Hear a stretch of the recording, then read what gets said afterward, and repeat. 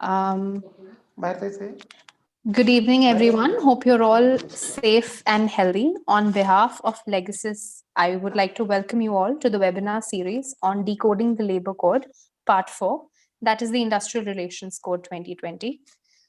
Please note that we have divided this webinar into a 4-part series and that our speakers have already extensively spoken on Social Security Code, Wage Code, and the OSH Code in our previous 3 sessions. I would like to introduce the expert panel for this session. Our first speaker is Mr. Rajesh Bagga, the founder of Yohina Law Advocates and Consultants.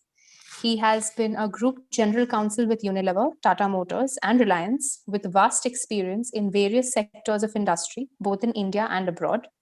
He has also been closely involved with the development of regulations with governments. Our next speaker is retired Joint Labour Commissioner, Mr. Dinkar Pagar.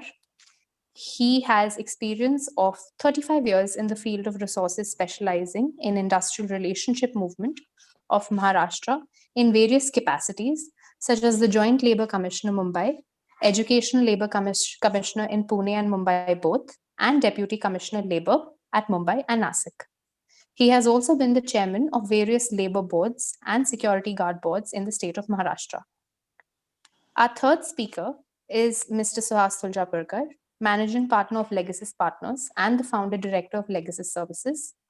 He has over 37 years of experience and acts as an independent advisor to various companies, governments, trade associations, professionals, celebrities, non-profit entities, and startups. His main area of expertise is governance, risk assurance, compliance ethics, with a fusion of information technology. Welcome, speakers. Thank you so much for being here with us.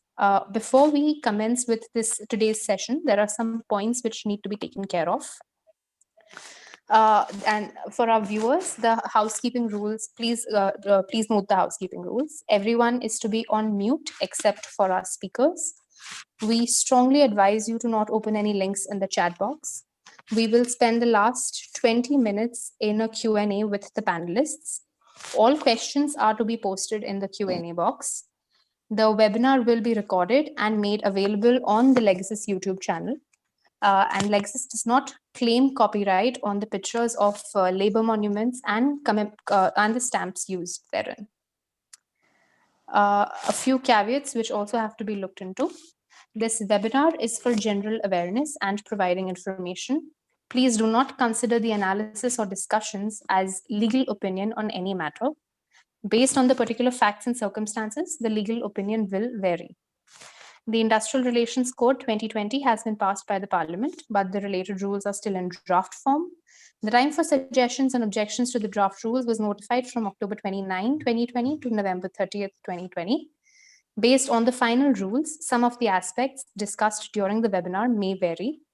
The new labor code with the applicable central rules are expected to be effective from April 1, 2021.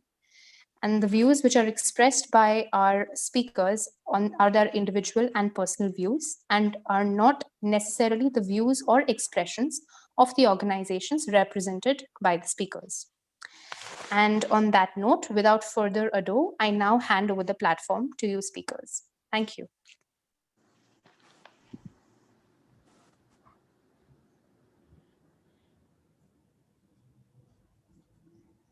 Hello. Am I audible? Yeah.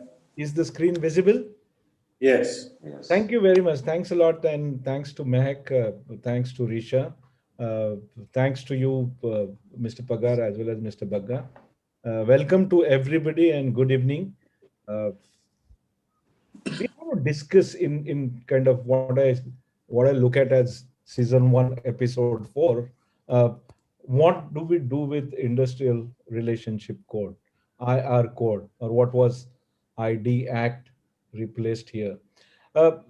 Predominantly, if we get everything else right, but if the dispute resolution is not right, if the industrial relationships are not kind of looked at in its correct perspective with a positive mindset, all the other substantive legal provisions that have been brought out as a reformist might simply get vanished. That's the kind of importance of IR code. And what we're going to do today is look at, what is the purpose of this code, or what is the purpose of the new IR code. It tries to define its objective in its objects and reasons. Now, very clearly, the IR code bill 2019 talked about that we would bring use of technology in the enforcement of labor laws. Sir, certainly this statement is out of window today. It's not there in the final statement of objects and reasons. That's one thing that comes to one's mind, is that while for all other three codes, the use of technology for enforcement of rights or for the objective with which the enactments came in was there, but when it comes to the final statement of objects and reasons, SOR, for IR code, this goes out of the window. It tries to attempt and amalgamate, amend, and simplify, as the objective says, three enactments: the Trade Union Act, the Industrial Employment Standing Orders, and the ID Act. So basically the dispute adjudicatory related laws are being amended, are being consolidated, and hopefully being simplified in this IR code. Uh, Again, the objective of the IR code is want to maintain industrial peace and harmony, make sure that the industrial disputes are resolved in a proper manner, in a very balanced manner, and that there is a cordial relationship between the employer and the workers. Broadly, that was the objective of the earlier enactment. That continues to be the objective of this enactment. Although in terms of constitutional framework, I think this is one kind of a dispute resolution forum that goes beyond merely trying to maintain the balance with respect to fundamental rights as also directive principles. So it goes beyond that, because I think the formation of union and associations has been given as a fundamental right in the Constitution under Article 19(1)(c). So therefore, this is probably standing on a slightly higher footing in terms of constitutional hierarchy of legislations, because they directly affect the formation of union of association, a fundamental right under Article 19. Having said that, I think very critical analysis will throw open various ILO convention, but I will not get into that. Suffice to say that just during the pandemic situation itself, I think the manner in which unilaterally some of the states went on amending the laws was looked down upon ILO. Some of the associations went to ILO to say that this is breach of international conventions or India's commitments to ILO, and that the collective bargaining needs to be recognized. So don't bring out these legislative changes unilateral or a bipartisan manner. It has to be a multilateral negotiations. It had to be discussed across all stakeholders, and then things need to be brought out. That was at the initial stage of the pandemic, or somewhere down the line in April, May, that this happened. However, I'm just going to kind of open up with, sir, we can discuss these 3 points, but I would like to go back and request Mr. Pagar Saab for his views. Sir, we first talk about the applicability with respect to more than 300 workers. And broadly, the issues are definition of worker versus employees.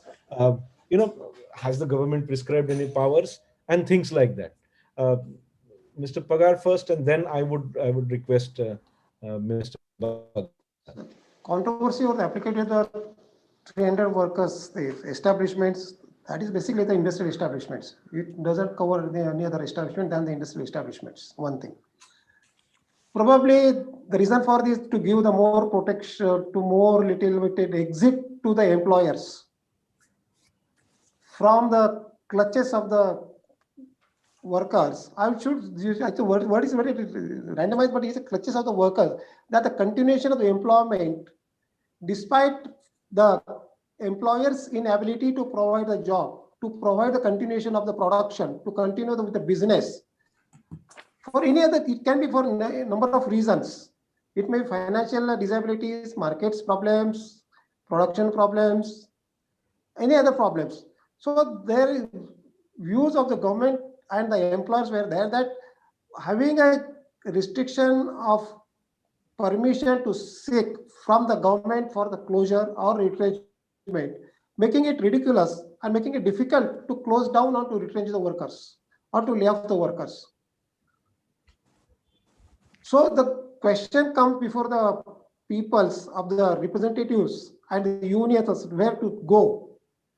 Unions are strongly opposing to increasing the permission level from 100 people to the 300 workers, because they see that probably the large number of manufacturing industries are between 100 to 200 to 300 peoples. So the major threshold of the workers is in this field, in this category. Therefore, the unions and the workers' feeling is that the more unemployment will may increase, and this more unemployment increase will give a certain social fabrics of the country, social fabrics of the society may get uh, changed, may get damaged. But with a view to give the new industrial policy, to give the boost to the new industrializations in the country, to get the FDIs, the government has thought that let this the permission clause may be extended to the industries, to the industrial establishment beyond 300 workers. Mr. Bakka, I think while the objective may be laudable to say that we want to increase uh, the attractiveness of investments in India, but I don't think this act's objective is that. Is it, and how many establishments come? I mean, of course, it's a matter of empirical evidence and statistical data. I don't have it readily available with us. But I think the kind of any guess would be that the majority falls below less than 300 employees, workers, so to speak. So I just want your views on could the coverage be improved here? I agree that it's not a big number, 300, but the point is that in such matters, sentiments play a large part, and it was always seen that India is a very difficult country to exit in the event the business does not fare well. Now, if we see before the labor code itself, states like Andhra, Assam, uh, Haryana, Jharkhand, Madhya Pradesh, Rajasthan, Uttarakhand, and UP had already notified 300 as the limit. Now, if you see these states, they are principally consuming states. They are not industrialized states like Maharashtra, Gujarat, or Tamil Nadu, or even states like West Bengal. They did not join this clutch of states which had already raised the bar to 300, and it appears that that sentiment has been responded to, and it's a talking point that we have raised the ceiling 300 times. I agree that the larger industries and the PSUs are far in excess of 300. But if you take out the PSUs, there's hardly, maybe my guess is around 3 to 4% of the industry would fall in that category. But also please note that this industry below 300 is actually more susceptible to catching a flu if there is a cold wind. And they need to close down, and they need to shift to another business or whatever, take the investment elsewhere. The large industry, let's say automobile industry or a fine chemicals unit, will not shut down because they have the financial muscle and the reserves to continue. And I think the unions play a large part in this sentiment. The way this ceiling has been exploited in trying to block closures and retrenchments and layoffs, even when they were genuine or even when they were required, owing to the changes in industry, that has led to this sentiment and this talking point. So I'm actually not surprised at the ceiling being raised, and it will, I think, give a big boost to people who are starting medium and small industries to go with vigor and with courage and set up units. Sure, sir. Thanks for that view. But I think if I were to read the entire IR code, I'm getting bit confused. You see, when you talk about 300 workers as the threshold, what in the IR code will not apply to those establishments which are below 300? You see, so the industrial establishment definition, the definition of worker, uh, I'm getting, sir, honestly, I'm getting a bit confused here. And I want some analysis from you, Mr. Bagga, and then Mr. Pagar. What, I mean, how do you comprehend? Somewhere it's 100, more than 100, somewhere it's 300, less than 300. What applies and what does not apply?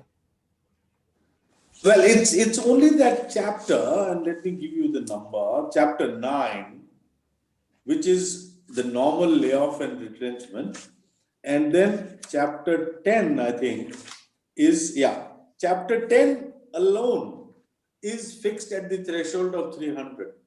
Mhm. Chapter 10 is corresponding to the special chapter brought in during the emergency when this stipulation of 100 workers was fixed. Otherwise, the original Industrial Disputes Act 1947 had no such distinction. You could close, you could open, all that was there. And during the emergency, this chapter was brought in and 100 was stipulated. Now that 100 is sought to be shifted to 300. For all other purposes, all requirements continue to apply to everyone. Okay. So, Mr. Pagar? Yeah, sir, what is Mr. Bagaya said is an absolutely correct one. But the one thing I would like to add it because when this permission chapter was incorporated in the law, ID Act itself, initially it was a 300 people, 300 workers. Then it was brought down to the 100 workers. Now it has been brought up at again at 300 people, workers. That's right. Yeah. Yeah. So that is the reason. So if you see that when the originally act was amended, when initially the act in this chapter was introduced, that time it was 300. Now it has been brought to 300 workers right now. But when we talk about the 100 and between 200 and 100, what is the differences will cause or not cause it? As of today, if you consider that this code has come into implementations, then what will be the consequences of this chapter? The consequence of this chapter will be that permission has to be sought for layoff, retrenchment, and closure where the employment of 300 and more workers is there. Below 300 and more workers, the permission will not be required. But the procedure laid down in the Act itself to lay off, to retrench, or to close it has to be followed. What is to be followed in the matter of the closure? If the employment is more than 50 workers is there in the establishments, 60 days notice is to be given to the workers, to the government itself also. And whatever compensation required to be paid, that compensation required to be paid to the workers. Below 50 workers are there. If the closure is to take effective, in normal course of the closure, what notice is required, that notice exhibition is must with the reason. Because reason has to be, there is no need for justification, but the reason has to be mentioned there. Because to have the reason for the closure or to have the reason for the retrenchment, to have the reason for the layoff compensation and justification, these are two different issues. Closure doesn't ask for the now. Earlier, the question was there whether closure is justified or not. But now the question is whether whatever genuine reasons are there are most important aspect in the closure notice. So reason for the closure is there. But if it is permission is there, then justification is also needed. Genuineness of reason also necessary. So justification for the smaller is not required. Only reason is required. But for 300 and above, justification is required. Reason is also required. Correct. Same for the retrenchment also. So also for the retrenchment also. Yeah, I followed, sir. Now, therefore, what we are saying is that those provisions which are oriented on Industrial Disputes Act or replaced here in IR code will have a 300 workers threshold, predominant, chapter 10. Yes. Rest everything between 100 to 300. Am I right? When you talk Yeah. about industrial standing order, for example. Standing orders. And the Standing working orders will come also. everything That will be else, different. this code will apply if you have 100 workers, 100 employees. Am I right? Work. Because I'm getting No, confused again, sir. The definition of worker and employee. no, sir. Definition of worker and employee is very category, very clear, sir. Okay. Wherever the word worker is used, it is always been used. Where employee word is required, it is been used. Very wise. Okay. Confusions are there somewhere, but it is not very on a very outright purposes. Because employees covered everybody except the employer shortly. Except the board of directors, everybody is employee. Everybody is employee in the code itself. Sir, Worker is been, yes. I Worker wish- is only been, yeah. Worker has been classified. No, Mr. Bhatta, Manager, administrative persons. I think there are workers Sir, who are continue. now employed and there are employees who are working. So I don't know. Mr. Yes, Bhatta, this is the situation. how do you throw better light on the definitions? I think, as we saw in the earlier three codes also, it's a sort of, it's a bouquet rather than a new, painting being made. The whole lot of things have been brought in and they have been placed side by side. Now, because the criteria for standing orders was a little different, they use a different term. And here, for industrial disputes, clearly unionization is only for people in India below the supervisory category and with the wage limit. So they said, Industrial Disputes Act, which was earlier, even earlier applicable to such people, were workers. Workers categorized on the basis of the contribution or the work that they do, which is manual, skilled, or semi-skilled kind of thing.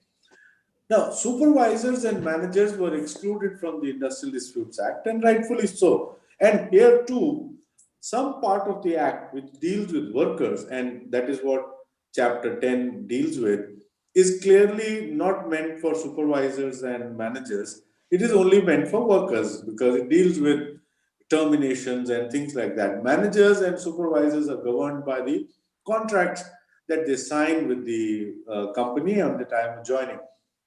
So, but standing orders, which cover leave, wages, the interval of rest and hours of work, etc., are applicable most to the entire establishment, really.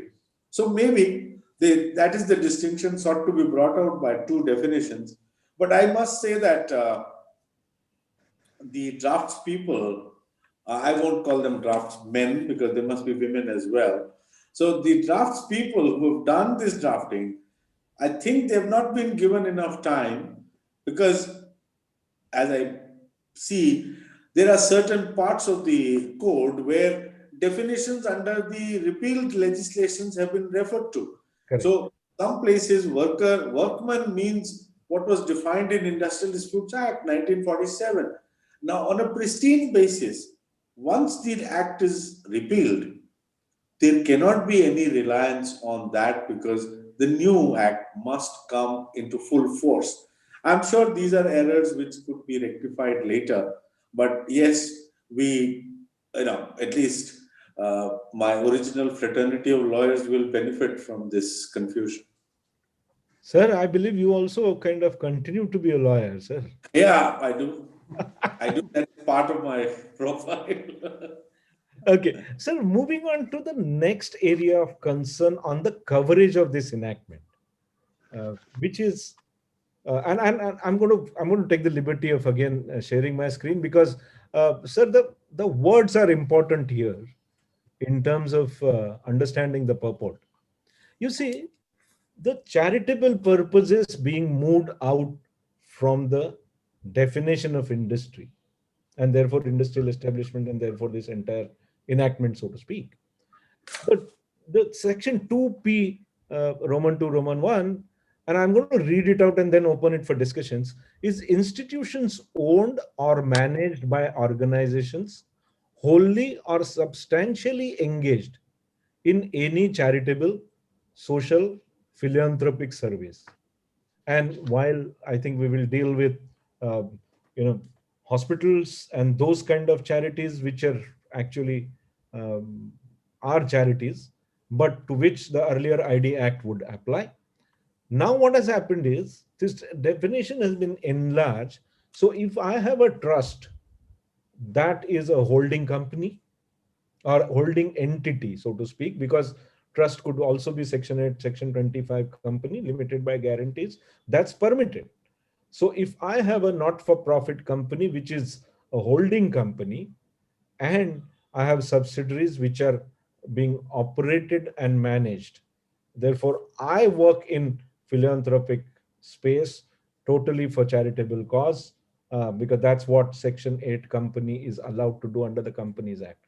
But anything I own, therefore, if I have a subsidiary that I am owning, that subsidiary would be considered for charitable purposes and would go out of the purview of this enactment. Broadly speaking, that seems to be the purport. And Mr. Pagat, thanks for pointing this out earlier today, saying this is one area that needs a discussion. One, is our reading correct? Second, what is the purport of this, charitable purposes definition? Pagar sir, may I start with you, please? Okay, just this charitable purposes question comes from the definition of the industry. The definition of industry is very clear because it has been brought from the Bangalore Water, because definition under this industry and the definition of Industry Dispute Act 1947 as presented today, a little bit difference there. This basically definition has come out of the Bangalore Water Supply definitions. Actually, in fact, this act was amended and the definition was incorporated in the Industry Dispute Act 1947 itself only, but it was not brought into force. So it has been kept aside. Now same definition has been lifted and has been incorporated over here. So the purpose of what the Bangalore Water Supply case was there, that was there where the activity in cooperation between the employer and the worker has been carried out in a systematic way. In the very short, it was defined. That to be called as industry. And there were no exclusions were not there, but the amended definition has had the exclusion clauses. Here is very clearly been said in the definition of industry that production, supply of distribution of goods or services with a view to satisfy human wants or wishes. Human wants or wishes, not being wants, wishes which are merely spiritual or religious in nature. So spirituals and the religious nature has been excluded by this definition very clearly now. But in addition to that, when it has been added that what is not but does not include institution owned and managed or organized organization wholly or substantially engaged in any charitable, social or philanthropic services. It is creating certain confusion in the minds. If you see the plain reading of these definitions, any establishment, any institution, any industry owned by charitable institutes, social institute or philanthropics will not be covered under this act, under this code. This plain definition shows like this only. So non-inclusion, presuming, sorry, just trying to add it further, earlier one, presuming that a hospital is there of its institute, charitable institutes, an industry is there, manufacturing unit is there. What is the solution for them? And a company and a privately owned hospital is there, privately owned industry is there. So here you are making the distinction between the two sets immediately, which is not warranted. In fact, taking into consideration the larger interest of the employer as well as the workers and the society, this distinction by the charitable institutes and the private one will create a problem in the industry, and probably there will be a flood of charitable trust will come up in the market, and they will start taking over the industries and the hospitals. What will happen? It No, sir. I so think to avoid those things, in fact, what the purpose of it should be clearly defined. What is being correct. charitables, what is being social, what is being philanthropic, and what to what extent their scope is there. If Yes, there are charitable institutes, social activity is there, okay, part can be considered. Okay, that can be exclusion. yeah, Mr. Bagga. Yeah. Very interestingly, there are large part of businesses today in India that are eventually owned or managed by not-for-profits. Will all those businesses go out? Obviously, that doesn't seem to be that as an object of this clause, right? Yeah, so if you look closely now, I was just going through the legislation on this issue. You see, most of the chapters like bipartite forums, trade unions, standing orders, layoff, retrenchment, disputes, they don't refer to the definition of industry or to the other definitions at all. They refer to industrial establishments, which is really the 2V definition. They don't refer to industry at all. They refer to industrial establishment definition, which establishment clearly does not exclude charitable, philanthropic, and social organizations. Sir, Kindly, all the chapters, they do not, they refer to only industrial establishments. So I think you will have to find it's like a needle in a haystack, which is the chapter which applies only to industry or which are the provisions only to industry. All the substantive provision, including layoff, retrenchment, etc., apply to industrial establishments. So I'm really at a loss to find which chapter applies only to industry. So I think the two definitions are there for clearly all the existing substantive provisions of IDEA Act and Standing Orders Act are applicable to the definition of industrial establishment, not to industry at all. sir, I beg to differ with you there.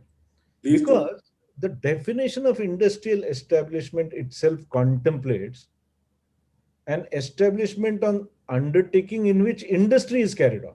And that's where the definition of industry is used. Yeah. So it is seated very much within the definition of industrial establishment, sir. No. So therefore, I think what we need to see is industry a qualifying definition of an industrial establishment? I would read so, because industrial establishment has been defined to mean, and I will kind of read out that definition. See. It says, let's see the definition. Industry in P Section means 2R, which yeah, talks I'm about, first reading P. so Industry 2R, means 2R, yeah, which defines industrial establishment or undertaking means, and this is not inclusive again, it means an establishment or undertaking in which industry is carried on. I appreciate. Now let me read. And that word industry, any industry, would have the same meaning as the definition of industry under 2P, which excludes two things. charitable organizations. Two things. One, if you see 2P, it defines the activity and the production and the nature of the industry should be. It Correct. says whether or not capital is there, so and so, but does not include these. Correct. If you come down to 2R, as a classic draftsman, if industry was to be used as per that, then I should have been capital. No, sir. In any government law today, I think this rule of I being capital, the defined terms being used in that manner, is given a go by. In that case, I think only the activity would reach here and not the exclusions of industry. No, sir. I beg to differ Trust because is a noun. what is the purpose otherwise? Here, here, I think it is being used as a verb. So that controversy of BWSSB will remain, I think. I think so. The controversy will remain. This was probably unnecessary, as Mr. Pagar has said. It could have been avoided. I think Yes. I think it's still not way too far. So, as I mentioned, if that was the case, then there are a whole lot of groups which are owned by charitable trusts in India. They would all have gone out of the definition of industry. And they would claim so. So they Yeah. would claim so. May or may not. I don't know which groups would claim. It depends. It depends. Obviously, it depends on which group. But definitely there is a mischief here, or there is a likelihood of a mischief. So let me just to paraphrase that. I don't think they'll mind. The Tata Group, I don't think will ever claim that we are not an industrial establishment. Correct. Because we are an organization which is controlled by a trust which is philanthropic in nature. Correct. No, I absolutely agree. In fact, they would go beyond the provisions of this act and provide for something far They more. actually helped lay down the labor law of the country. So yeah, that's true. the Provident Fund and everything was brought in by them, I think. Yes, but I wouldn't say that for some other charitable organizations which own. Yeah, they are not as charitable. Let's put it that way. Yeah. No, they are charitable, but they're charitable somewhere else. Having said that, I'm saying let's move to the third area of concern that I have on the coverage of this IR code, which is really the fixed term employment. Employees are free to kind of determine the term of fixed term employment. So is this a provision which kind of takes some of the IR code related provisions outside for the fixed term employees? And Mr. Bakka, I'm going to start off with you to say that let's understand this fixed term employment as a concept, which is not very clearly understood by Indian industry for a long time. We were aware about only apprentices, permanent and temporary workmen. Then we got into this contract labor. Then FTE came in by virtue of even an enactment. But today, with whatever the definition of FTE being provided and some of the provisions of IR code not being applicable, how do you look at it? How do you read it? Is this a problem on the coverage? Is it good? I presume you wanted me to answer. Sir, please. Yeah.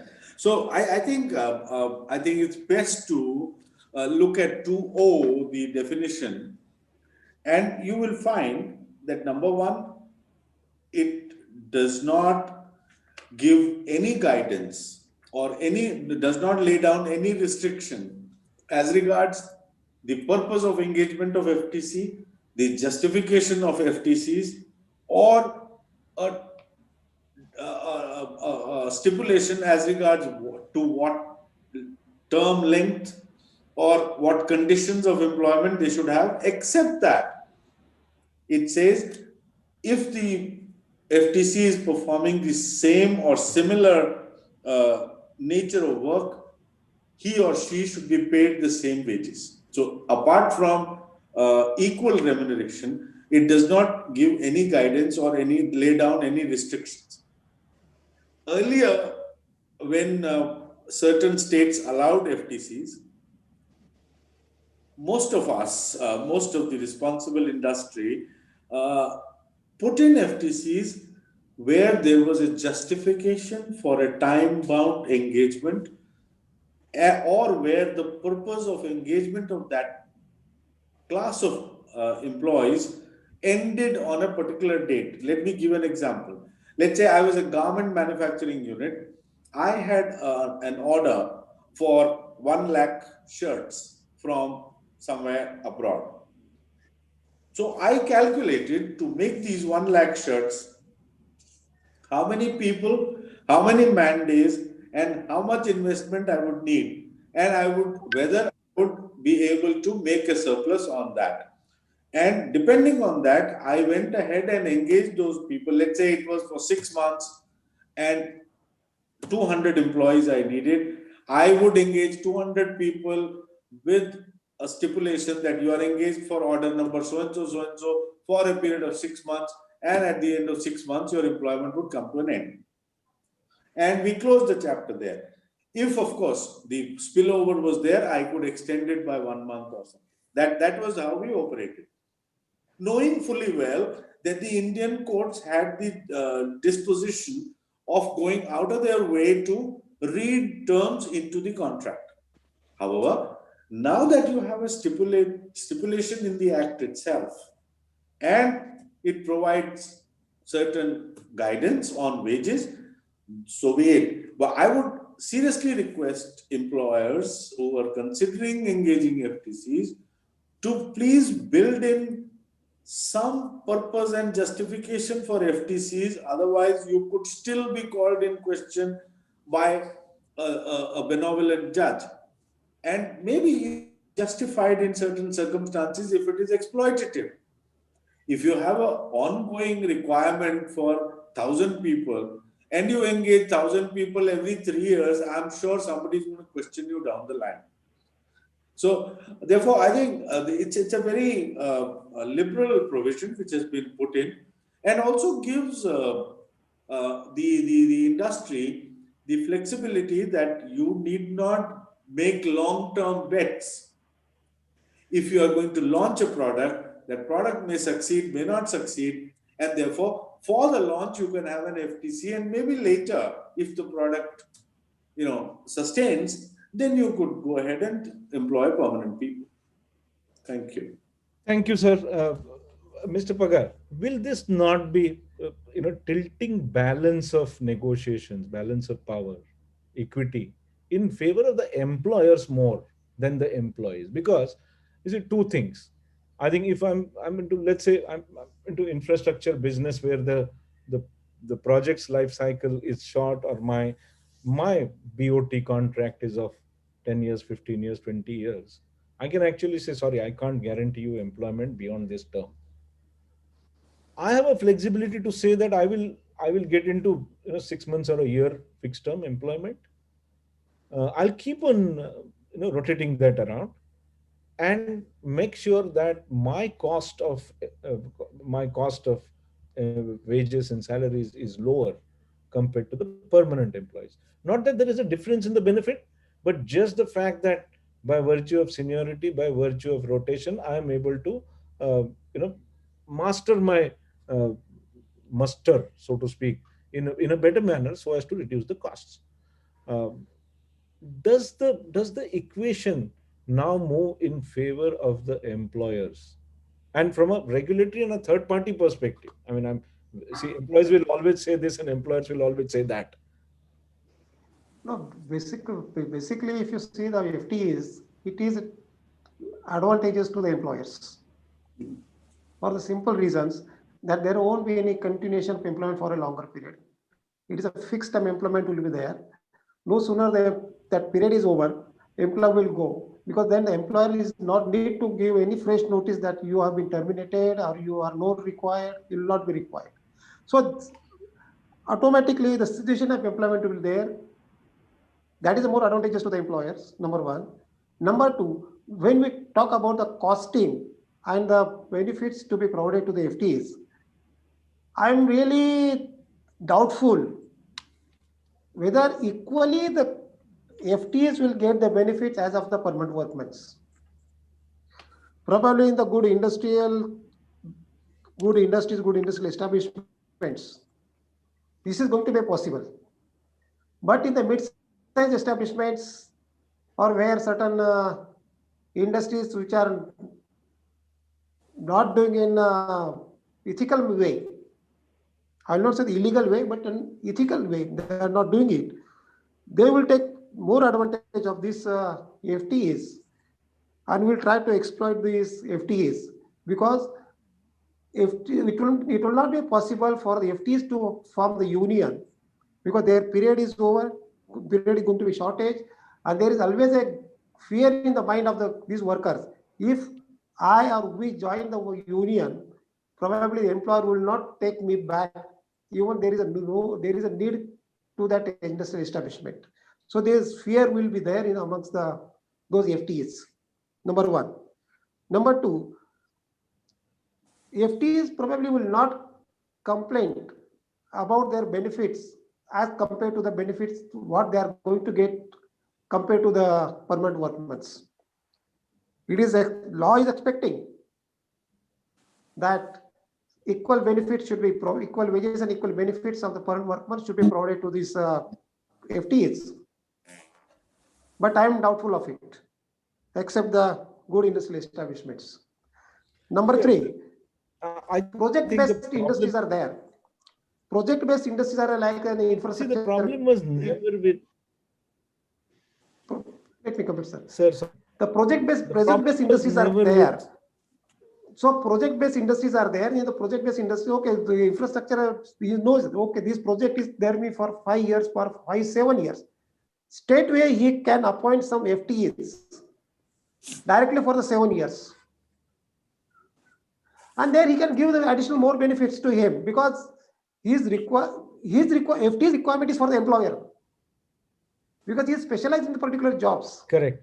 And when somebody is specialized in the particular jobs, there is a scarcity of that skilled peoples in all the industries. And there is demand for this particular type of the skilled peoples is there. And so they can bargain on their own benefits. So it is one-to-one will be there.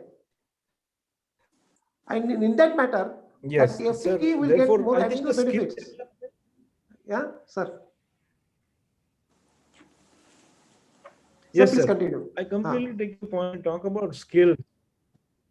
When you talk about skills, and if the skills together with the portability of the employment is available, and I'm sure if they're better skilled workmen, they will be in a position to move around and be portable. Sir, please. And they will get more benefits in that matters.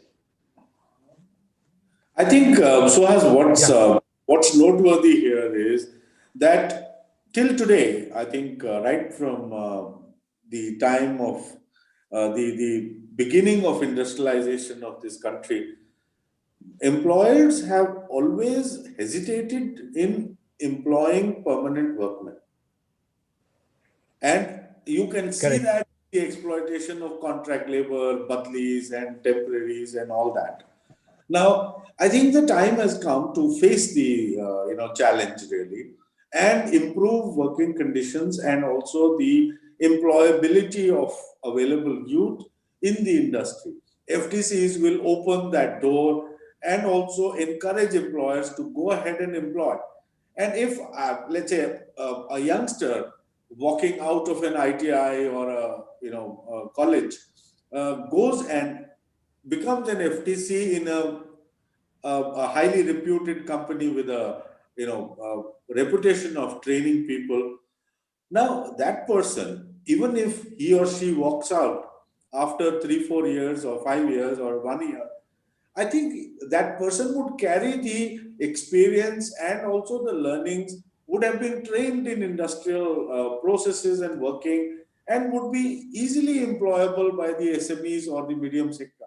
So I think it is going to be having a positive as well. And if the person is really good, I don't think any employer worth his salt is going to let him go. I definitely, sir, for good employers and good employees, I think this is an extremely meritorious proposition, so to speak. I will come back to its effect on the trade unions and how the things shape. But prior to that, I would just want to focus on one other element of coverage of this code, which is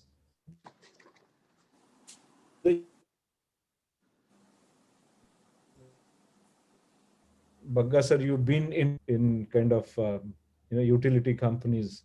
You've kind of looked at HR as well as law for these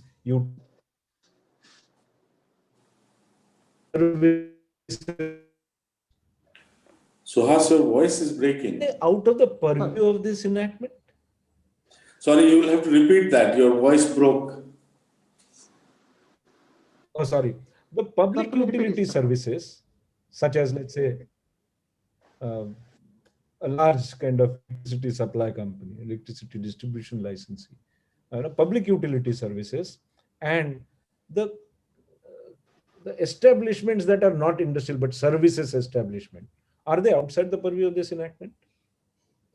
Not really. I think they would certainly be covered here because those utility services actually have had under the Industrial Disputes Act the same restrictions or even more stringent restrictions on strikes and lockouts, etc., etc. Those very restrictions have actually been continued. But that distinction between public utility and normal industry has been removed. And the same notice which was required to be given to public utility employees, or sorry, for a strike in there or for a lockout there, has now been extended to all companies.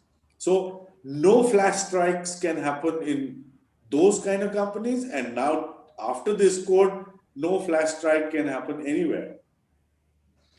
Mr. Pagar, what's your view? So, moreover, what is Mr. Bagai said is the correct way, because the restrictions on the movement are going to be over there.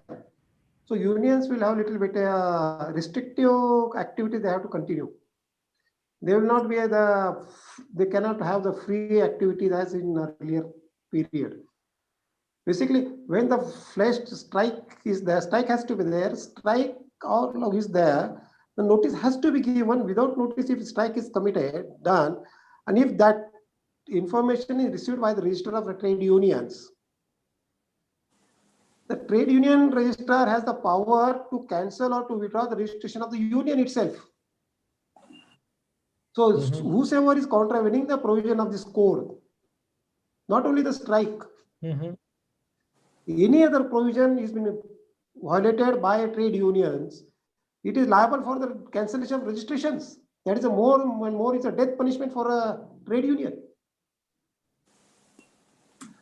So union will probably not resort to smaller agitations which disrupts the manufacturing activity, or will not engage. Shortly I will say that whatever the second schedule is there, unfair labor practices have been enumerated on the part of the trade unions. Those activities probably will be difficult for the unions to undertake it. Because if ULP has been established, if unfair practice has been established, that means there is a contravention of the provision of the code. And if that provision of code has been brought to the notice of the registrar, he may cancel the registration of the union by following due process. Due process has been enumerated. Sure, we'll come back.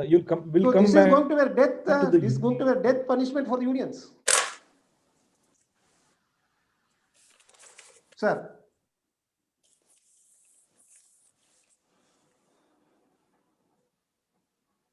After the coverage concern, there are great concerns with respect to the trade unions.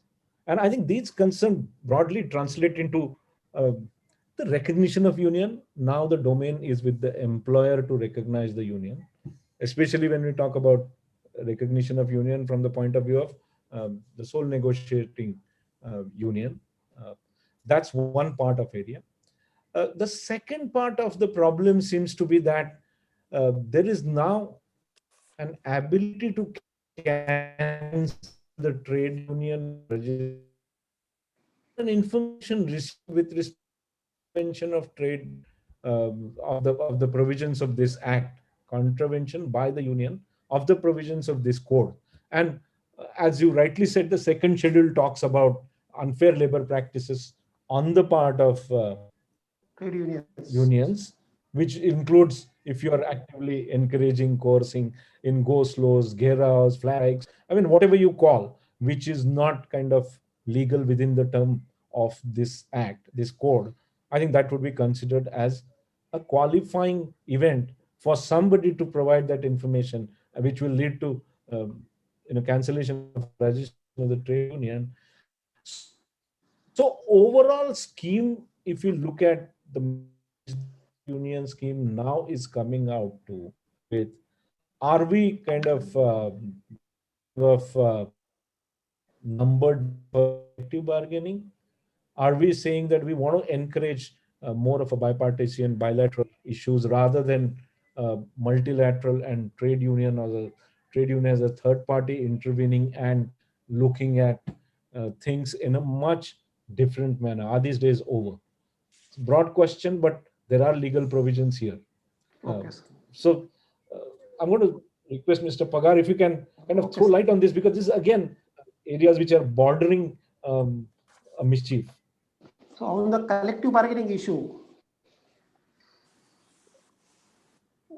there is certain provisions of a make out in this code. It is the negotiating unions or negotiating councils.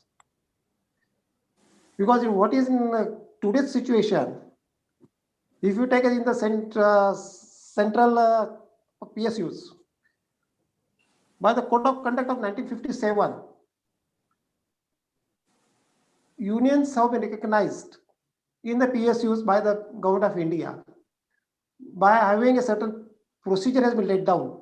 That is why check-off systems are there or verification methods are there. So there is a recognition is that part is there. In Maharashtra, MRTU POP Act is there for recognition of trade unions by the industrial codes. So it's a third party. In PSU also, if the government does it, so it is a third party. In this code, power to recognize the union is beyond to the employer. And power to give recognize to the union is going to create huge number more problems in the industrial establishment and the society also. Not only in the system, it is going to be in the society also. Because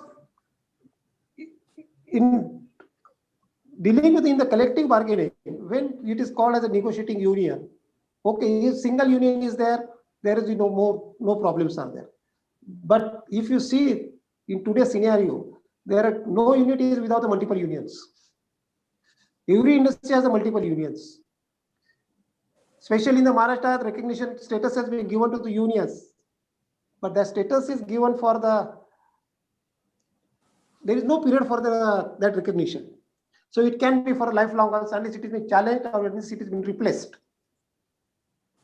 Sir, just to interject you for a minute, sir, when you talk about multiple unions, there seems to be a provision currently where there is a threshold saying that when we talk about a union being recognized as the sole negotiating union, there's also a provision to say that if there is another union with 10% plus majority and the rule of 51% for sole negotiating recognized union, but seat at the table for a union which has 10% of the members is provided for. Does that not kind of do the balancing act? No, counseling is, look here, this is the way how to bring the unions together for the negotiations. Now, because when we talk about negotiating union, it's a single union. When we talk about the negotiating council, because union is single part, union, that is one union. When council comes, when multiple unions are there. When multiple unions are there and when single union doesn't have the more than 51% membership, so whatever the number of unions are in the industrial establishment, and every union which has a representative more than 20%, not 10%, sir, is with more than 20% is there, that union will get a status of a councillor on the front for the negotiating with the employers. Okay. So every with 20%, one representative will be there. So out of 100%, there can be 4 or 5 people who can be representative. There can be 3, there can be 4, there can be 5, but there cannot be more than 5 representatives will be there. So these 3 unions, 4 unions, 2 unions can be a agent for the negotiations. Negotiation, yeah. So they can negotiate then. And subsequently, when settlement is likely to get reached, if after 5 representatives are there, if 3 or 4 signs the settlement and one doesn't sign it, still that signing by the 3 or by the 4, that settlement will become applicable to all the workers engaged in that industrial establishment. Correct. That would go. So that is the way. How the recognition of unions? The only thing when single union is there, recognition is there. So as I said it earlier, it's going to create a lot of problems, huge conflicts are going to be over there. Yes. And that is not going to be easy for the industrial establishment to resolve it. No, sir. I think we all know the kind of difference between an external union and an internal union, for example, and what it can do to a particular establishment. But Mr. Bagga, I think are the days for, let's say, at least outside trade union over? I don't think so. I don't think so, because I think what has been tried to make happen is really bring equity into the whole system. At the present moment, uh, what was going on was a stranglehold by a few individuals on the entire situation in an industry. Now, if they wangled a 50-51% membership subscription, the employer had no basis or no occasion for inviting anyone else on the negotiating table. So I think even if they came, they were actually treated like nobody's business. So now if you're going to give one membership for every 20% of your subscription or whatever methodology is put for membership, I don't think the days of dominance by a particular union would actually go. And unions actually fighting amongst each other, and there may be violence and one-upmanship. All those things could go, because now, like you see in national politics, you could have coalitions. Because if you have 60% on one side and 40% on another, you well could have a coalition which tilts on the other side. So I think the employers would want a justifiable and an equitable system of bringing members onto the negotiating council who have the strength to actually make a difference. They should not be mere puppets. If you have three members of a union and two of another, naturally the three people would sweep away the entire thing, because they know that the power is only with them. So I think those days, and that was one of the deterrents of multiplicity of unions. The disputes, and the disputes not connected to the production or the wage, affecting production, is really of no consequence to the country as a entity. And I think the productivity suffering because of these things was completely unnecessary. And I think as India has matured, we have seen that the number of strikes have gone down, the loss of man days have gone down, even in the existing system. So with the maturity coming in, I think we are well on our way for an equitable representation of the workers, so that their grievances are espoused in a proper manner and addressed by the grievance settlement committee, which has actually been taken to a membership, or sorry, employee numbers much below the existing levels.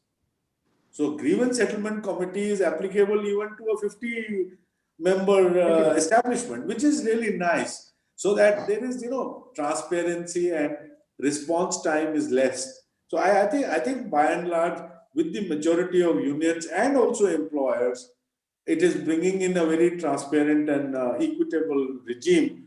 Yes, if the union wants to act like a stick in the mud, then life will be difficult. Sir, I'm kind of wanting to progress this further on two counts. One, you see, and we briefly touched this upon in the earlier discussion.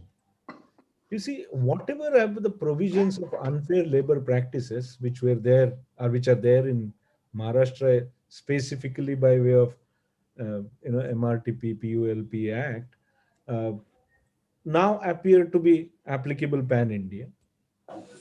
Therefore, in the second schedule, there is this unfair labor practice talking about, if a union, or let's say a trade union,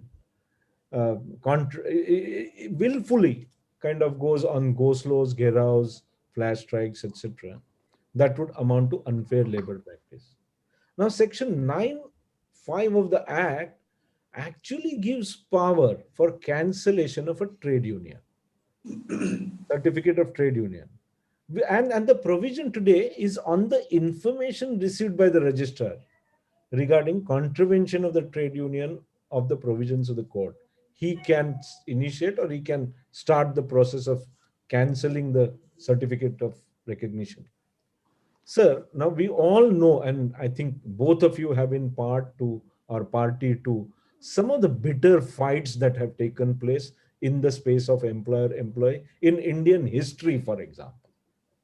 India's industrial history. Both of you have been party to some of those, very bitter fights when I think we all were told saying, look at any goddamn provision, look at every provision, temporary or otherwise, strategically it makes, sense for us to use those provisions to achieve our objectives, even at a very short term or a medium term. That doesn't mean that the employer was bad or ugly, that the employer was excellent, but it wanted to achieve certain objectives. From that perspective, if you look at these three provisions together, one, unfair labor practice on the part of the trade union. Second, ability to inform the registrar and cancel the registration. And third, for the purposes of sole negotiating union, employer has a right to recognize who that union should be. So if you look at all these three provisions together, and when you look at push comes to shove, a very crunch situation in any given negotiation or industrial dispute, does the balance tilt in favor of the employer now? I don't think so, because the erstwhile Section 9A still remains, and the list of unfair labor practices for employers is far longer than that for the workmen. Now, the workmen are just coming on an equitable basis now. I think they were never answerable for all the damage that had been done during the 70s and 60s, and even now in the public sector organizations, where there are serious issues of productivity. Now, and also, I think wages in certain industries have gone up so exponentially due to certain stipulations earlier on account of DA, etc. The unions are far, far stronger. They have a lot of big money bags, and they can take the unit to the cleaners, under the existing law. So I think accountability has been introduced. If you do something wrong, then you are equally liable to face consequences. It is not only the employer who will be charged. It's like a car hitting a cyclist. The car fellow is always wrong. It is never the cyclist who is wrong. So I think that attitude has to go. And unions also, as I said, are mature. In fact, in my entire career, I've found that some of the union leaders were far more knowledgeable on labor law than my colleagues in the management.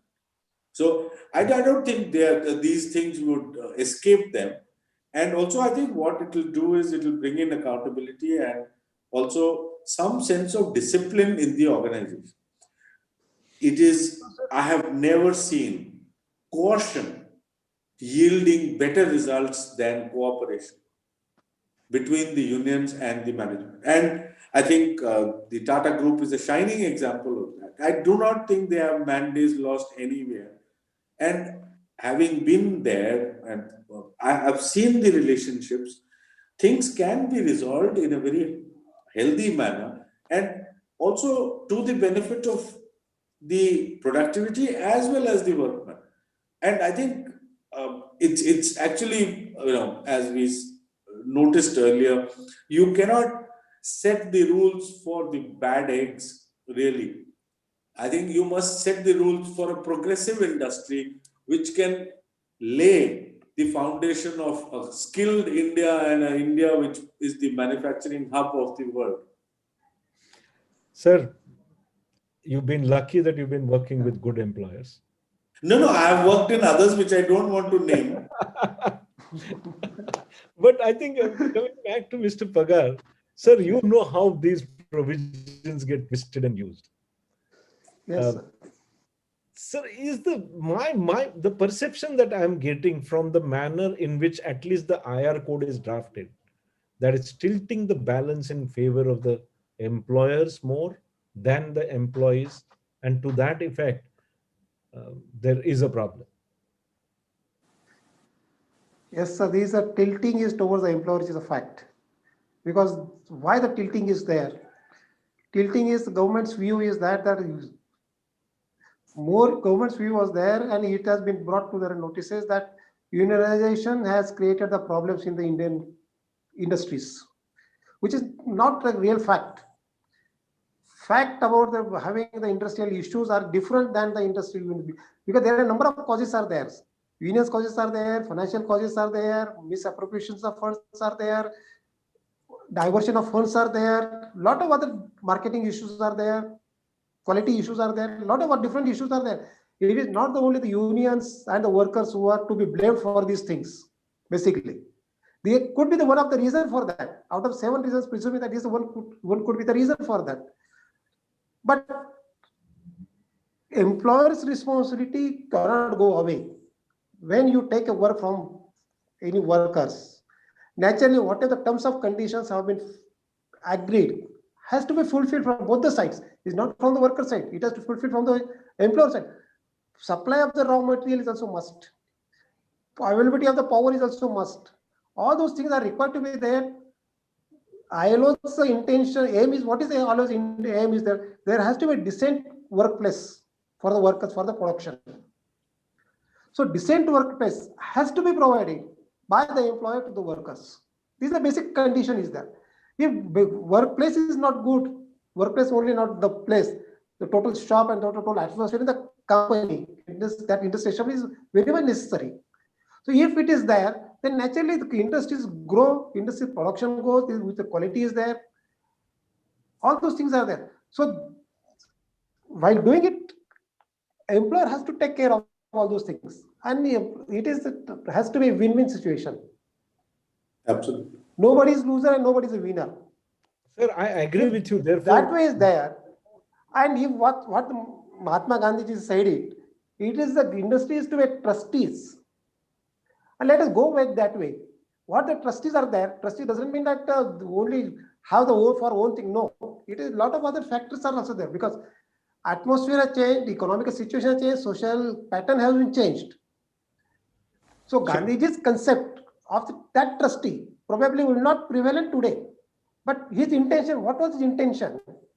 To provide shelter, shelters to the poorest of the poor person, and growth of the country has to be there.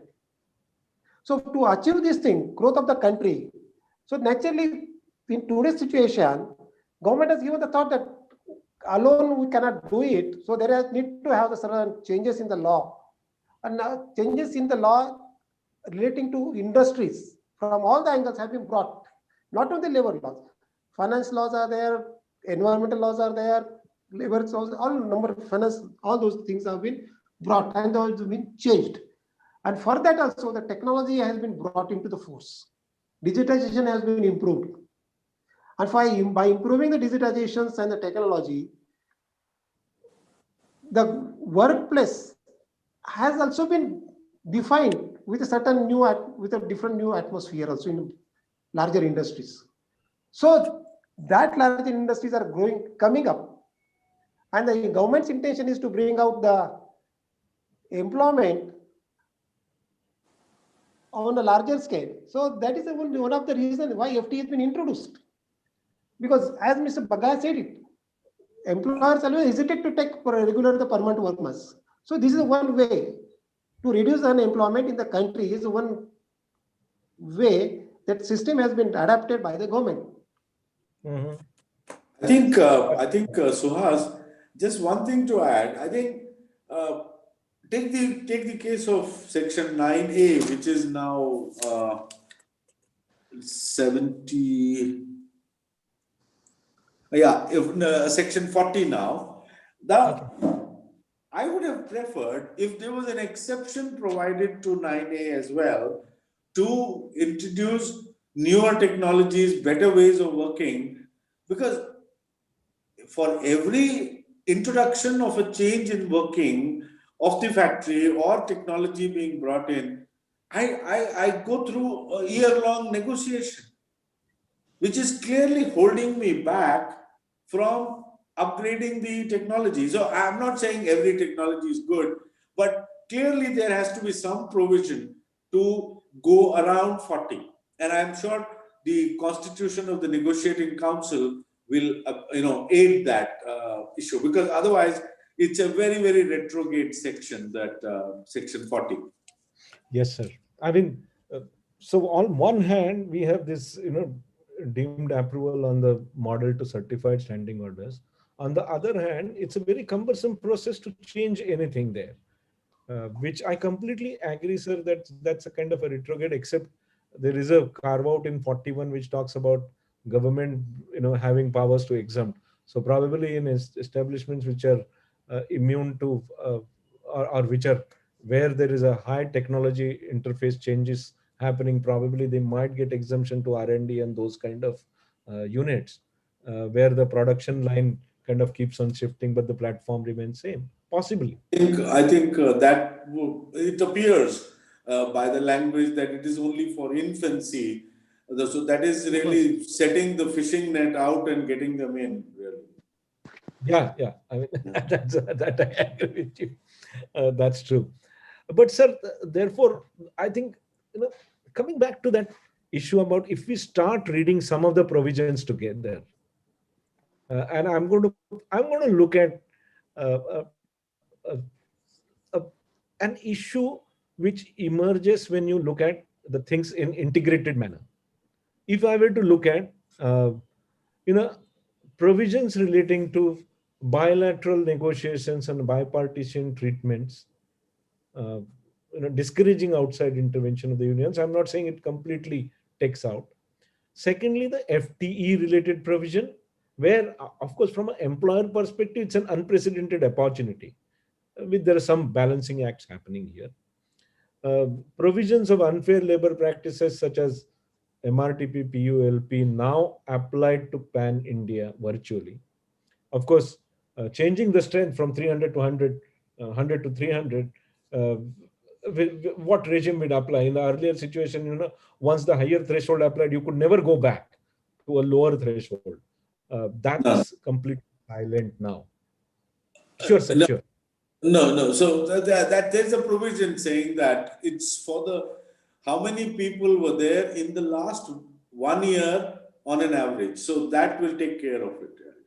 So hopefully that will take care, sir. Yes.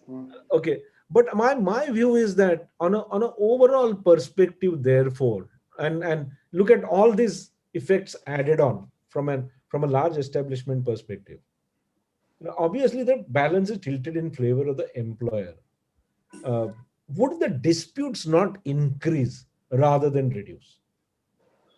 Because the objective of the enactment, and we'll come to that, is to how there are two contradicting objectives with which a confused treatment seem to be appearing here. So would the disputes not increase? Who are you? Sir. True, it will improve, it will increase. If the disputes are Disputes. going to increase, then what does this IR code attempts to achieve? Because No, I I don't agree that disputes will increase. You can. don't agree. Okay, sure. Please go ahead. Why do I say that disputes will not increase? I think the unions and the employers have realized that the current economic scenario and the gains to be had for both employers and employees are far more than to waste time in the courts who take years and years to decide a dispute. And those days when we started out that a 10 rupee increment dispute could go up to the Supreme Court, those days are gone. They will never come back. Those days are gone. cost benefit analysis that the union and the employers do, and they go ahead with the settlement talks accordingly. Now, Sir, I think this, yeah. may I just interject on a lighter note? You see, I had a matter which went up to Supreme Court where we had sacked an employee who on the grounds of absenteeism. He was a tradesman. On the grounds of absenteeism, we conducted a domestic inquiry. He didn't appear for the domestic inquiry, appeared for it once or twice, and we kind of removed him. Now he kind of took help of the legal aid system and contested the matter before industrial court, before the high court, two ruling against him, and through the legal aid provision, he kind of he filed a SLP in the Supreme Court, and the matter came up before a bench headed by a very senior judge. We obviously, the establishment was such that they said, our fundamental rule is we don't want any reinstatement. You see, we don't mind paying compensation. We don't mind fighting, but on the principles, we don't want any employee coming back, who we may have terminated him. So, sir, we went up there before the Supreme Court, and I was told saying hire the best of the counsel. So we obviously went to Mr. Harish Salve, and Harish Salve kind of, when he looked at the file, he said, "Wow, what is this matter about?" We said, "Yeah, it's a dismissal for absenteeism." He just looked at and said, "How many days in a year that he has remained absent?" He just shut the file and threw it. He said, "Do you know it's coming up before a judge tomorrow whose record on absenteeism is worse than this employee's? What are you expecting to happen in the Supreme Court?" So, therefore, I think very fundamentally, some of these, matters going up to Supreme Court have stopped. Very clearly, and I completely agree with you that those matters have stopped, but still the issue remains in the current form. And No, thanks, I think. so what I'm saying is that the incentive to settle has increased. The parties will take negotiations far more seriously and not Hello. wait for a dispute to go to the court. There were times, I think a few years back, when it was clear that the union was just going through the notion or motion of giving a notice and going through conciliation. In fact, on the first date of conciliation, they would say, "Why are you wasting our time? Please, can you refer it?" You see, so therefore, when there is no intention to talk, that is the time when you feel really frustrated, number one. Number two, I think the worker as well as the management are both more keen to get on with life than to fight in the courts for 10 years. Because there is much to be gained by moving on, negotiate, settle, and move on. Now, therefore, I think you were saying it has tilted towards the management. I would say it has come towards the center. It has not tilted either way. There are enough tools available on either side to disrupt, even now. So I think the more to the center it is, the better it will be for the growth of industry in the country. It cannot be one-sided. It cannot be that one party can hold the entire system to ransom.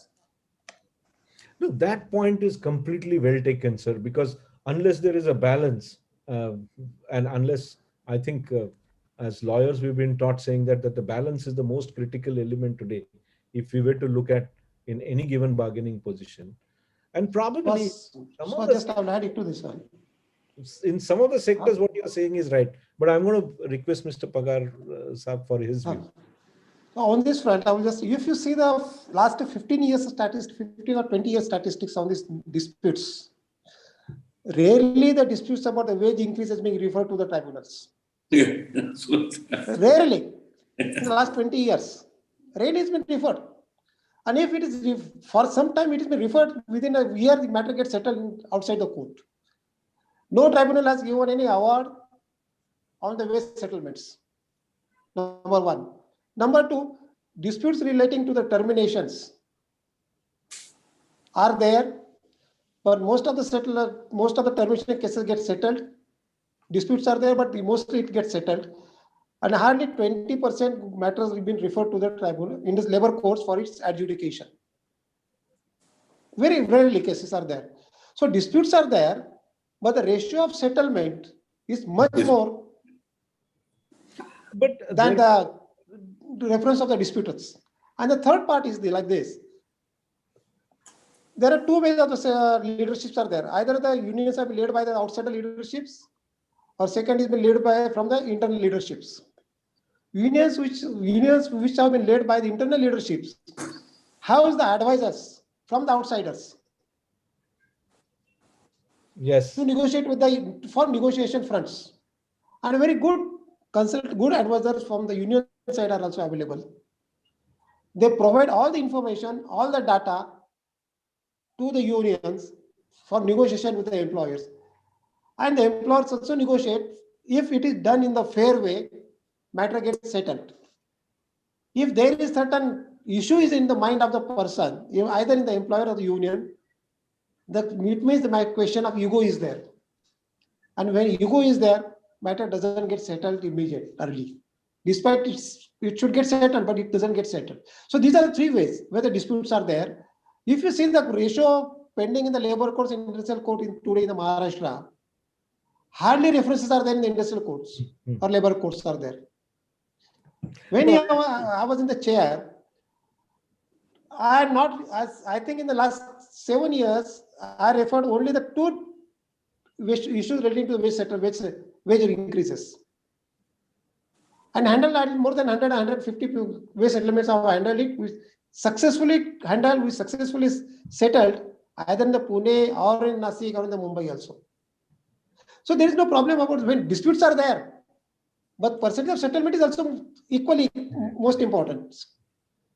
sir, point taken. For one simple reason that in recent past, at least we have seen that the roles of the judiciary and the tribunal and the courts has been minimized by and large. Yes.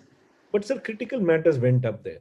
Having said that, with labor courts, virtually gone now, it will be only industrial tribunal with one judicial and one non-judicial member on the tribunal. How do you see that changing any dispute resolution scheme? Pagar sir? Sir, this dispute resolution scheme will work very effectively. Okay. Because the qualification required for the tribunal member is much stricter than what was for the labor court judges. Okay. Bagga sir, what's your view on that? I think the addition of the administrative member will be a welcome change, because I think it's not as any dispute which deals with people and their livelihood. It is not always a legal, evaluation alone that can lead to a solution. We have seen that in the NCLT regime, or the insolvency regime, where the administrative member brings in a business focus to the whole thing.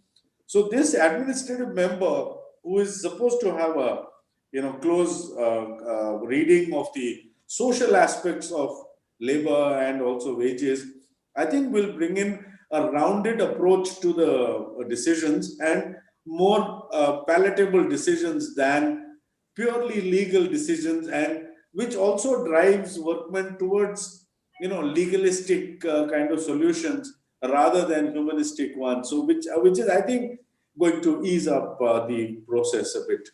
It's a welcome change. Yeah. Yes. Sir, I mean, my take currently is that, you see, this act and the IR code, what does it try to achieve? Does it try to achieve ease of doing business? Does it kind of simplify compliances? Because obviously this is adjudicatory law in that sense, redressal mechanism prescribed here on the disputes resolution. So not too many compliances, but it doesn't simplify anything. Does it kind of promote investment friendly regime? I am a bit confused, because reading of this act, I believe, increases the VUCA factor, which is vulnerability, uncertainty, complexity, ambiguity, all of that, to an extent, in my view, is getting increased. But I would like to kind of you know get your views, sir.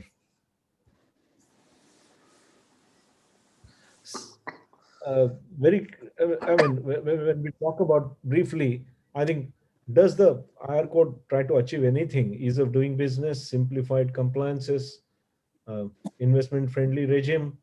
Because the objective is obviously dispute resolution. But does it increase or reduce the VUCA factor, vulnerability, uncertainty, complexity, and ambiguity? So, Bagga Saab, your views first, and then I'll kind of request Mr. Paga. Um, I don't need that slide. Yeah, of course, I'm kind of reducing that. That's it. So I think clearly the perception across the world about India and its investment friendliness, there was a talking point that the exit options are virtually non-existent, and that once you invest, you are stuck there for life. It's like Indian marriage, you marry once and only death can do you part, kind of stuff. Now, if that is the case, then they were very, very hesitant to invest and invest big. I'm not talking of small investments Correct. at all. Correct. I'm talking of big investments. And they wanted a regime which is, they don't mind being equitable. They don't mind being transparent. But clearly, if it is going to be an arm twisting regime where once you set up, then we will show you what Indians are, or what Indian ways of working are. That they were very skeptical about. And some of the judgments which have gone in the past have displayed the embedded malpractices on both the manufacturer's part and the union's part, and they have not been encouraging. They do not make a good reading. I think some of the judgments, when you read, it is obvious that the parties handling them, well, as Mr. Pagar mentioned, either had egos or had left their brains behind and fought on a cause which could well have been settled amicably. But the law provided certain avenues for these parties to continue unproductive litigation or to continue unproductive strife, which was creating a bad image of India. I think this is just an attempt to, as you do when you sell a car, you generally get it dented and painted and make a few, embellishments so that the buyer finds it a little more attractive. I don't think there has been a fundamental shift in the rule of law that prevails on labor law aspect, in the principles of natural justice which are built into the system. The judicial remedies which are built in are all there. The negotiating facilities are actually being enhanced. I think some of the processes are now allowed or mandated to be done electronically. They have not mandated it for unions because, as all of us agreed, we should not be carried away by the bigger unions. There are so smaller unions which do not have access to electronic means, so they have not mandated it for the unions. But yes, they have made it compulsory for employers. Now, all these measures, and also I think some bit of retraining of the labor inspectorate, which is called for by the courts, as they are now not only inspectors but also facilitators, will, I think, go a long way in changing the dynamics of industrial relations and building them to a level where it is not exploitative on either side of the fence. Neither the unions nor the employers should be given an opportunity to exploit the situation, but to act in unison, produce results which are good for the company or the industry as well as the country. And the workmen, hope we never ever see them walking on the roads with bicycles. Sound has gone here. We can hear you, sir. Yeah, so But I can't, no, no, I can't hear the Bagasa. I don't want to see migrant people walking on the roads, and these were industrial workers. So I think this regime should change that and possibly give a fillip to the economy as well. Thank you, sir. Mr. Pagar sir. So this is, as I said it earlier, this is going to be the win-win situation for both the employers and the trade unions. But tilting maximum to, you can say, the 60-40. 60 will be the employer side, 40 will be on the union side will be there. The systems which have been provided for the dispute resolutions is a very good way. It will go well way. Because grievance settle works committees, grievance settlement, grievance redressal committees, these two will function it at a unit level. And if issues not been resolved, then matter will it becomes a disputes, and it can be referred to the conciliation officer for its redressal. So this system will naturally will give a boost to the good industrial relations, and good industrial relations always makes good atmosphere for the investment. Sir, I hope Yes, that was true. yes. So now it is on the hopes only. Yes, it is on the hopes. See, my personal take on this is that, you know, it increases the uncertainties around this space. You see, the Industrial Dispute Act or the IR Code, for example, is and is the most important, because that supposed to settle the disputes, that's supposed to resolve any of the problems that are there in this space currently. Now look at a SOP and Establishment Act. You look at less than 10 workers. I mean, more than 10, less than 50, 50 to 100, 100 to 300. I think the uncertainty keeps on increasing. Secondly, I think the manner in which, as you've rightly said, Mr. Bagasa, which is the drafts person who drafted these codes, and specifically IR code, ought to have been careful in terms of making sure that the ambiguity gets reduced rather than get increases. There are some other issues which could be interpretative nightmares in this IR code. From that perspective, the ambiguity increases. Sir, if the uncertainty increases, ambiguity increases, I think the vulnerability increases. My take is slightly different from both your takes. While this act wants to do things to balance out, but I think that want gets gets over when we look at the micro level provisions and the manner in which the draftsmen have drafted this.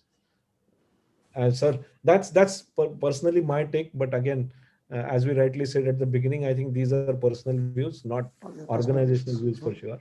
So, Uh, on the basis of the principle laid down for negotiating council, majority decision will be the one we will adopt. yes, sure, sir. I will go by majority decision. I will.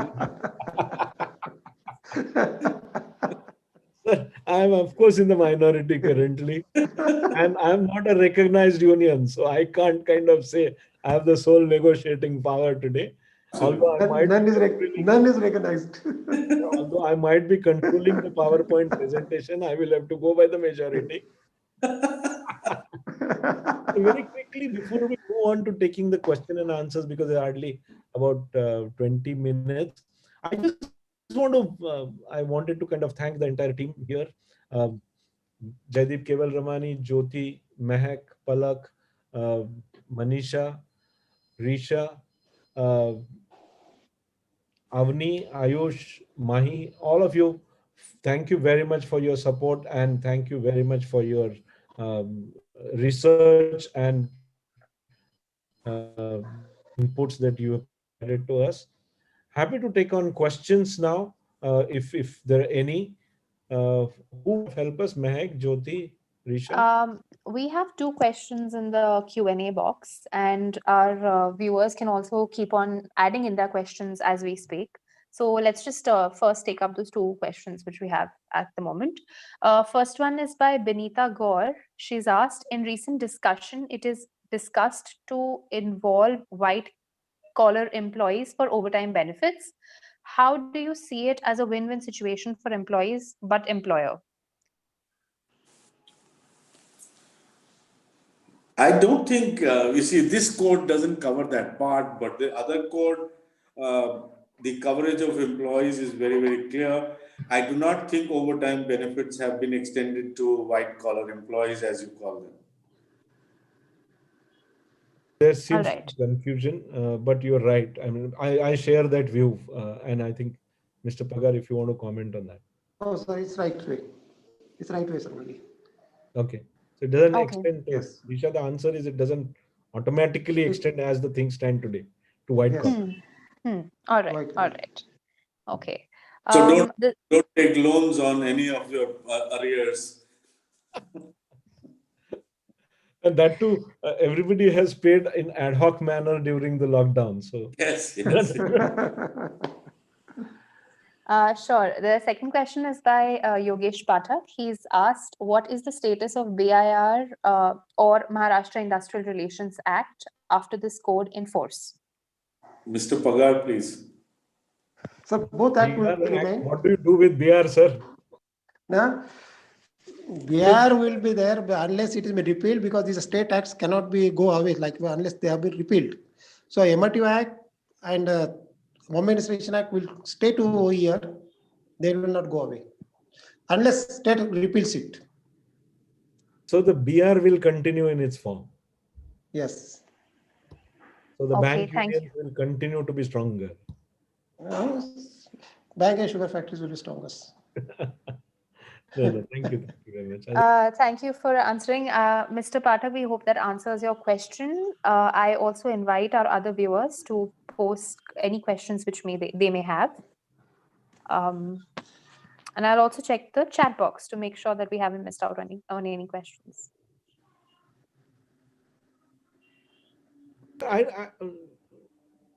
Yeah.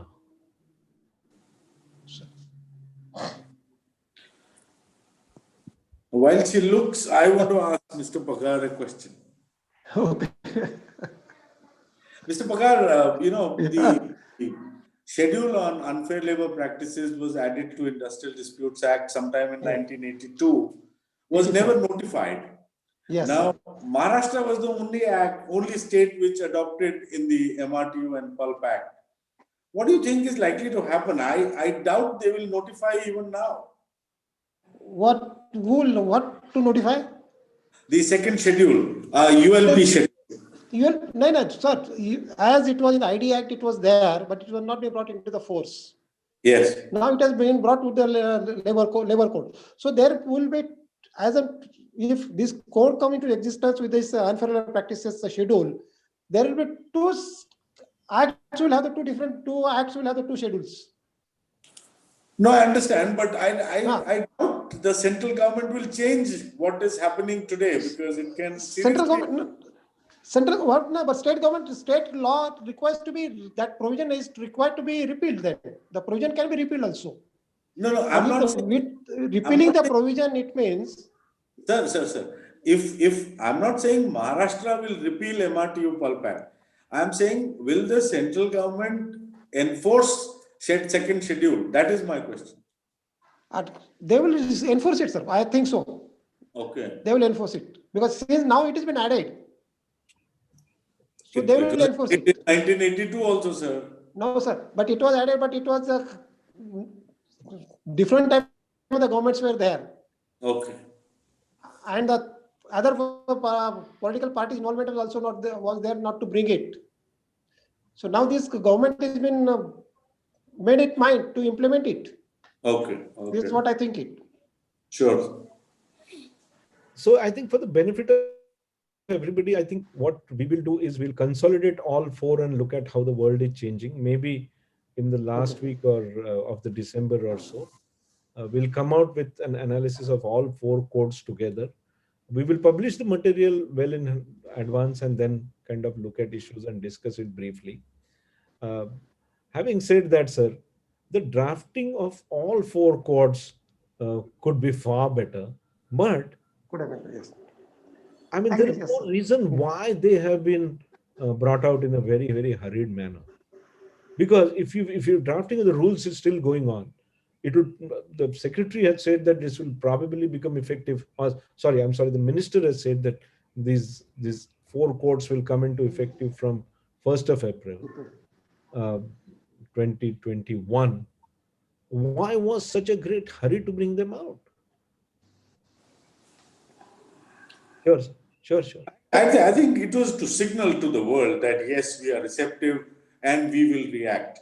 And I think with governments, I think the last thing one should complain of is dispatch or hurry, because they tend to take a long time in doing things. So I think we should give them a let's say a pat on the back for taking less time. And I think it's a need of the hour, because there is an opportunity in the world to shift manufacturing bases, and if India doesn't take it, someone else will, and that race is on. So I think these codes are to signal that yes, we are ready and willing to look at newer ways of dealing with it. Pagar Sab, do you also share the same view? Yeah, sir, I share the same way. Yeah. Okay. I don't think, sir, it is signaling any great kind of any great confidence for foreign investors. Because Suhas, you are tempered by the past. No, If sir. you look at it as an independent investor sitting in US or UK, it is a big shift. It's a big signal. Big signal. Sir, it may be a signal, but it doesn't kind of move people to decouple from China, get into India. It doesn't, and as Pagar Sab alluded, I think there are various other factors as well. No, so Suhas, decoupling from China and investing in India are two separate decisions. If they have decided to decouple, they have to find a residence. And we are saying we are okay. So this, if you had kept quiet, nothing would have changed at all. Now at least you are making an attempt. Okay, sir. I'll leave the discussion there because it could be unending. Having said that, I think yes. Are there any other questions? We do have a couple of questions. Benita Gaur has asked another question. It goes like this: the 2020 bill changes the definitions of certain terms in the code, expanding the definition of interstate migrant workers to include self-employed workers from another state. Would this include self-employed workers not working under any contractor? Will CLRA in such cases be applicable? Well, Contract Labor Act is being subsumed into the code which you are referring to. I think I don't recall the provision clearly now. We have discussed it in detail, but self-employed away from the organization, I don't think they get covered under ID Act or the labor codes, because self-employed is an employer, is an owner. So, but yes, if he's providing services, even then he is not a workman or an employee. He's a service provider. So I think there is something you need to look at the definition very closely. Absolutely right, sir. Thank you. Sure. Thank you, Benita. Our next question is from Mr. Vishwas Dal. He's asking, now under the new code at section 28, the standing orders are made applicable to every industrial establishment as defined under section 2R of the code, employing 300 or more workers. This would also include offices and establishments pan-India. Do we have to make standing orders for corporate office in Mumbai, and what is the number of employee limit? Also, is there anything different in Haryana? I think the provisions are very clear on standing orders. If you see section 28, all existing units which have standing orders are certified, they will continue as per 2911, and they have provided provisions for new units which are being charged. So the limit has gone down to 100 now, isn't it? Please see the limits and examine your units accordingly. There is nothing ambiguous in the coverage of the provisions. Yeah. Okay, thank you. We hope that answers your question, Mr. Vishwas. We have another question from Joyti Mungra. Please clarify on the overtime benefits for white collar employees posted at corporate offices. White collar employees, I have my sympathies for them, having been a white collar for some time. I do not think they are now entitled to overtime at all. So that is my view. I think you need to examine closely, because the definition of workman or worker is such that it depends on the nature of duties and jobs performed, and not on the fancy designations. Like, you will all know that Indian airline pilots who get lakhs and lakhs of rupees are still considered workers, because they do not do any supervisory or managerial function. So please look at the job functions, and who is white collar you need to examine under a microscope, so that the color of the collar is very, very clear. Thank you, sir. Benita Gaur has another question. The bill Wow. requires that any person suffering from deafness or giddiness may not be employed in construction activity, which involves a risk of accident. The question is, why such a general safety requirement is not provided for all workers? Again, the bill provides for registration of employment contracts for audiovisual workers, raising the question of why there is a special treatment for this category. So, your comments on this? Mr. Pagar. So in the construction activities, the worker is required to be under the sky. He is not sitting in the office. So naturally, the person with the deafness or the giddiness may fall. And having even a safety equipment to him, probably that will not save him from that any accident.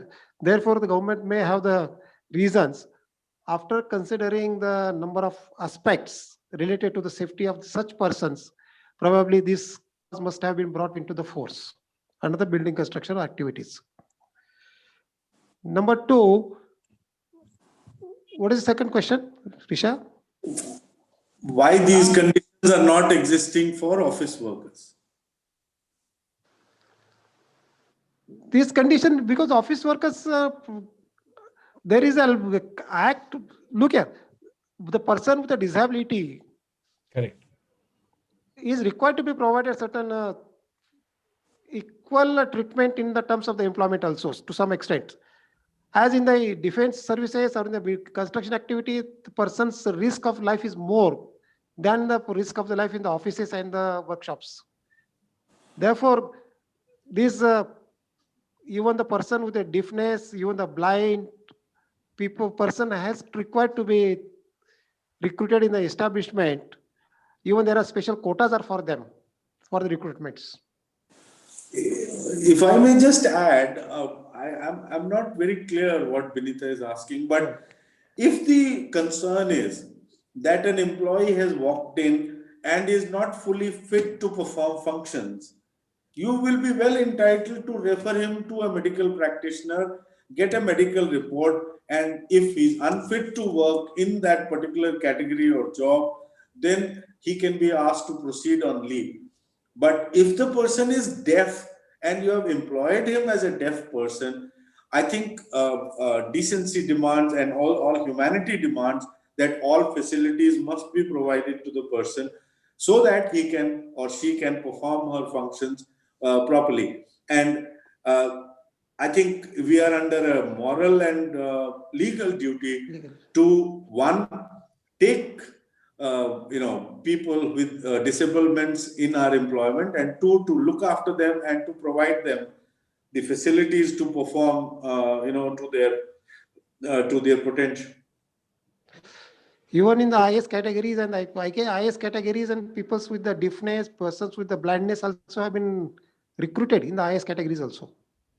yes, sir. I think National Yes. Skill Development Authority actually did a complete survey Yes. and came out with a matrix whereby disabilities have been mapped across the employabilities in various sectors, subsectors, and functions of the corporates, including industrial establishments. From that perspective, I think it's an entire matrix available. And there is, as you rightly said, sir, that there is a legal obligation to make sure that we don't leave anybody behind. So don't leave anybody behind, and take everybody who is differently able together is important element. But at the same time, if you're feeling dizzy, or if you're deaf, I think there is a likelihood of that being more hazardous for you if you are in building construction workers. So that's a balancing act that's been tried to be brought out. And the second question is about why there is a provision for the agreement between in the case of the audio visual workers with the Not, producers. I don't think That there is that agreement terms have come because probably there could be a demand from the that sector, that workers for the sector peoples. Yeah, sir. I think Yeah, also, sector's requirement was there. also, I don't think there is any preferential treatment in that code, occupational health. There is no preferential treatment. The clause is only regarding that there should be the agreement between the audio visual workers and the producer. Correct. They actually prescribed the agreement. Yes, and that is a draft has been probably been given by them only, in fact. Yeah. Okay, thank you. We have one more question in the chat box. Can you elucidate on the take-home salary impact for private sector employees due to the new wage definition? Well, I think there's been a lot of news coverage on that. What has really happened is that the wage basket, which qualifies for provident fund, has been now clearly defined, and it is said that if the wage is paid to a person, I'm giving an example, is 100 rupees, and under your existing terms of service, if only 20 rupees is qualifying as basic and DA for payment of PF, they have said that sorry, that is not enough for provident fund purposes. Please pay on at least 50 rupees. So notionally, the wage that will qualify for provident fund will be increased to 50 rupees, and therefore, if earlier you were paying provident fund on less than 50% of the wages as defined, then your take home could go down because part of it will go to your retirement fund. Nobody is taking it away from you. And number two, please remember, if 2 paisa is paid by you, 2 paisa is also paid by the employer. So actually you gain. Your retirement contribution will be far higher. And the importance of retirement contributions, only people like me who have white hair will know, and not the youngsters who feel that the take home is going down. Take home is not going down. You are actually saving for your later years, which you will realize maybe a little later. Thank you. Sir, you are lucky you have white hair, sir. What do I do?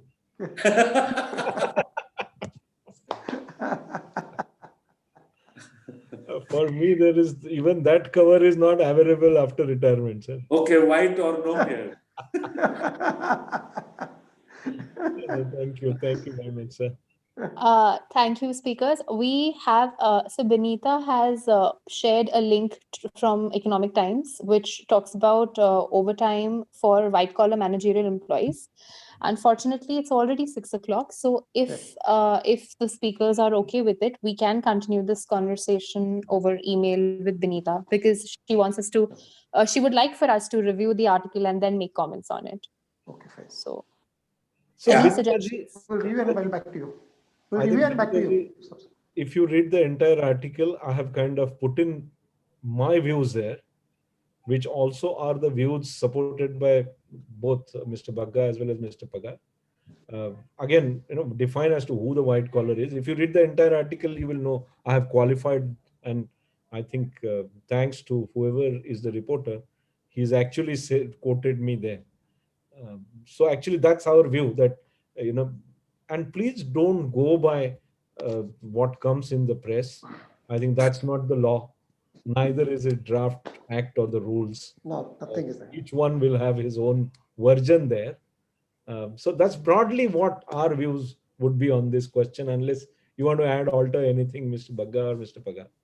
So about newspapers, innocent child asked the parent, uh, Papa, how does only so many things happen in the world that fit these pages? So newspapers have their own way of putting across stuff.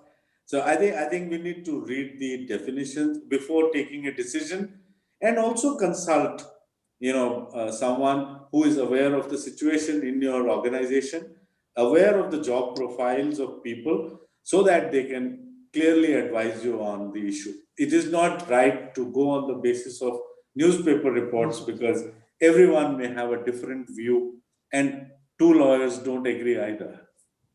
Thank you, sir, for that. Anything else? Thank you, sirs. No, I think that's all for today's session on the questions front. Okay, thank you, sir. We've Sure. completed season 1, episode 4. I think Yeah. we will wait for season Next 2. year will. No, the rules will come. Some surprises in the final rules that will come up. So the episodes might get over, but the season is there next season. So thank you very much, Bagga Saab and Pagar Saab. I think it's been a very, very interesting kind of series that we ran. And we had some candid, frank discussions. And I think at a couple of places, people came back and said that we liked the banter among yourselves. I said there was no banter any point in time. But thank you very much, Bagga Saab. Thanks a lot, Mr. Pagar. Thank Sir, you, Disha, our pleasure. Jyoti. Thanks to all the audience. I think thanks for all your support. We would want to continue to stay engaged with you. Thank you very much. Goodbye. Take care. Stay safe. Thank you. Thank Thank you. you, everyone. Thank you, Suhas. Thank you, Suhas.